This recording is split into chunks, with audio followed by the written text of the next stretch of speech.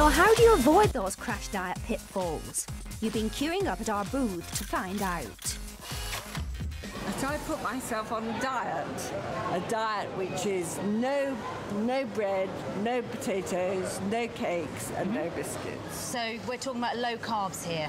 I think you've got the right intentions. I mean, the thing about carbs is that some of them are good for you because they slowly release energy into the body so you don't get hungry. So if you can try and introduce some of the sort of better carbs, the ones that have pasta, wholemeal pasta, that's brilliant.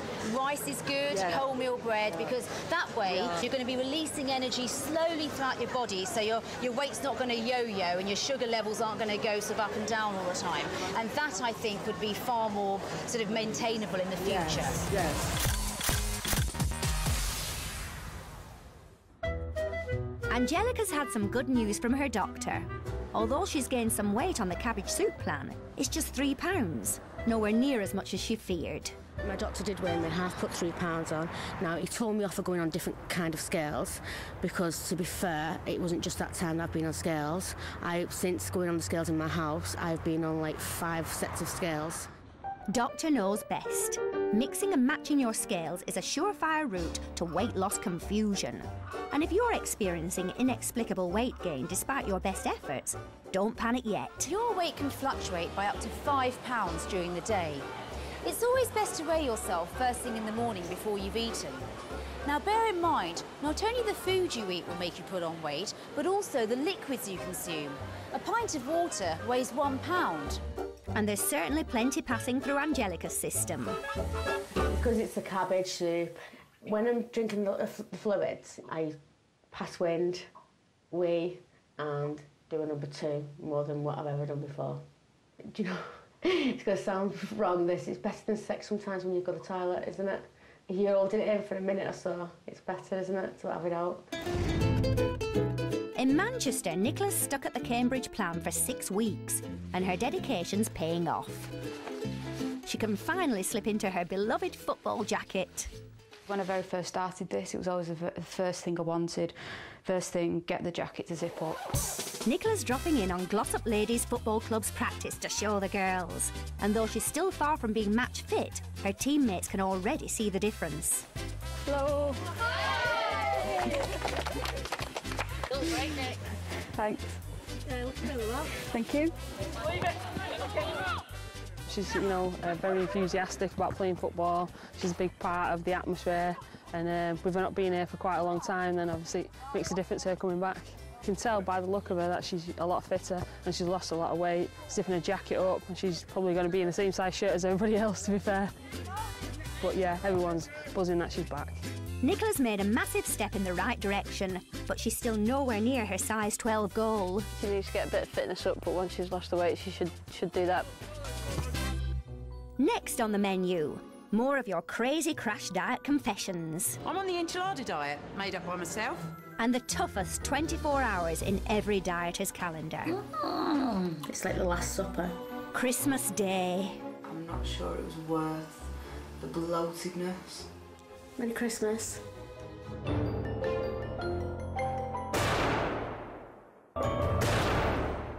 Recent scientific research suggests that careful crash dieting could be a good way of kick-starting a healthier lifestyle. But do they really work? To find out, we're following 3 crash dieters attempting to lose serious amounts of weight fast over the toughest time of all, Christmas. In Manchester, football mad Nicola is in week 7 of her diet, the 615 calorie a day Cambridge weight plan. And in a bid to speed up her weight loss, she's also hitting the gym hard. Good, come on, we can make it. Up, up, up, up, up, up, up. Abs tight, abs tight. Come on, make it, make it, make it. Steve, Nicola's personal trainer, isn't pulling any punches. 1, 2, and again. Come on, there's 1. 1, 2, 3, bang. Yeah, good. That was really brutal. I'm out of breath, I've got a stitch. My arms hurt, my legs hurt. Doesn't look much, but I didn't have the energy to do it. Nicola's very low-calorie diet means she's used up her easy-access energy stores of sugar and carbohydrates. Now her body's having to convert fat to fuel her workout, so it's not surprising she's feeling it. I don't understand why you feel you need to follow a really restrictive, calorific diet.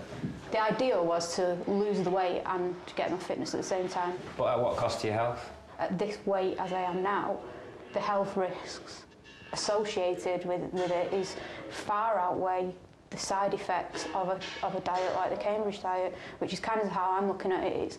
It's got the pros and the cons. I really want the weight off, and while I'm so motivated, I want it off.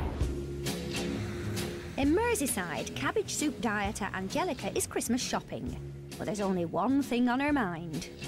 I spend about 80 to 90% thinking of food in a day since I've started crash dieting. It's like forbidden fruit. If you're not allowed to have it, you want it all the more. Despite the temptations of Christmas, so far Angelica has managed to resist falling off the wagon. Got pies, cheeses, dips, and if you see, nothing at all's been opened in my fridge. The soup must be filling me, because I'm looking in the fridge now and I'm not even tempted. Even in my cupboards, you've got, and still with the tags on, not open whatsoever. It doesn't bother me. Studies show that turning food into soup is a slimmer's tip that actually works. And that's because the water in the soup adds volume, making the stomach think it's full. Now, on the cabbage soup diet, most of the bulk passes through undigested. So, not only are you feeling full up, you're actually taking in hardly any calories. So will it be cabbage soup for Christmas dinner? I'm going to have some more soup later on, but I'm taking a day off tomorrow, hence it's Christmas Day, so I'm going to have a proper dinner for the first time in a few weeks. So I'm looking forward to that, and then I'm going back on my diet on Sunday. While Angelica's looking forward to Christmas, Nicola's finding it hard to get into the festive spirit. The Cambridge weight plan cites euphoria as a possible side effect, but that's not what Nicola's feeling. We're going to be sneaky and try and nip in at the top, do what everybody hates. This is where the anger comes into it. I've not got the patience to sit around when I'm not eating. I get more angry. Low blood sugar could be the culprit. Riding the blood sugar roller coaster plays havoc with your hormones, which can affect your mood. Nicola's been working out in the gym, but exercising hard on any crash diet can be dangerous. And when Nicola told Cambridge HQ, they were not impressed. I had a call from the medical people at Cambridge headquarters. I told them I was doing some exercise and they wanted to know what kind of exercise I was doing, and when I explained the kind I do, they told me that I shouldn't be on the plan that I'm on. I should be on at least 1,000 calorie plan, not the 415 to 615 that I'm currently doing. I didn't really understand them, to be honest. There was a lot of medical jargon in there, but something to do with electrolytes and things. And she mentioned the heart, putting the heart under pressure that it shouldn't be under. And that was the one that got me, because everything else I can do, if it was just a side effect, I'd deal with it. But when you start messing with your organs, nothing's worth that. If you exercise too much while on a very low-calorie diet, like the Cambridge weight plan, you could be putting your heart at risk. Electrolytes and minerals are essential for muscle action. And if you exercise too hard while on a crash diet, those electrolytes will fluctuate wildly, throwing your muscles into meltdown. In the worst-case scenario, it could affect the most important muscle of all, the heart. It's a real dilemma for Nicola. I feel I'm being penalised for wanting to lose weight and get fit. Do I cut my exercise down so I stay on this plan, or do I carry on the exercise and up my calorie intake? I'm just really confused at the minute. I've no clue which one to go with. Nicola's going to stick to her diet but stop exercising while she waits to hear from the experts. Down in London, maple syrup dieter Jackie has also been exercising hard. On Christmas Eve, after 2 weeks on the maple syrup diet, about as long as it's recommended to do it, Jackie decides to return to proper food. Today's going to be the day where I come off the maple syrup diet, and I'm looking forward to it. Time for one more weigh-in. About 14.4. But when I've got my clothes off, it's 14.2. So I'm still happy. I'm still happy with clothes on and clothes off. People say crash diets don't work, but obviously they do. You know, you can get a lot of pounds off, you know, in a short space of time. But the work is after you've done the crash diet is keeping the weight off. And most people tend to think, right, I've done the weight, ooh, I'm happy, I'm looking good. You know, I'm gonna eat whatever I want again. And that's where that's where people go wrong. I know this time I'm not gonna do that. I'm gonna stay. It's gonna come off. Your more's gonna come off.